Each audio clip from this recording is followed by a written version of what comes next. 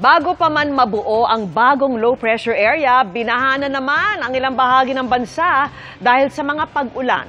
Babala po ng Pag-asa, posibleng may mabuong iba pang sama ng panahon sa mga susunod na araw. Nakatutok si Rafi Tima. Mahirapan ang pagtawid ng ilang residente sa tulay sa Magpet, Cotabato. Rumagasa kasi ang tubig dahil sa pag-apaw ng ilog.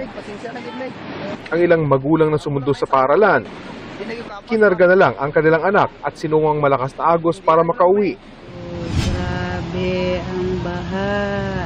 Nagmistulang dagat naman ang ilang kalsada sa Tacurong City sa Sultan Kudarat, kasunod ng malakas na buhos ng ulan itong Lunes. Binahari ng ilang kalsada sa bayan ng Isulan. Ang ilang residente, tulong-tulong sa pagtanggal ng mga nakabara sa tulay, gaya ng mga sanga ng punong kahoy. May dumating din namang backhoe para mas mapadali ang paglinis.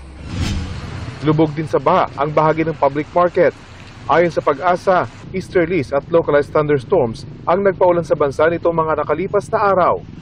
Low pressure area naman ang nagdulot ng maulang panahon sa ilang bahagi ng Luzon ngayong araw. Sa Rizal, kinansela ang face-to-face classes sa ilang bayan dahil sa masamang panahon. Nagsiuwian ang mga estudyante at nag-shift na sa modular distance learning para sa afternoon classes. Ayon sa Pag-asa, posibleng magpatuloy ang pag-ulan sa ilang bahagi ng bansa.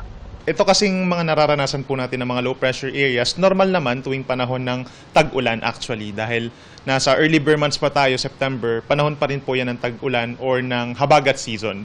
May chance rin daw na may iba pang bagong LPA na mabuo sa mga susunod na araw. Simula po Friday hanggang early next week, ito po ay tatawid ng Philippine Sea and then possible na magkaroon ng approach po somewhere dito sa may Bicol Region and Eastern Visayas.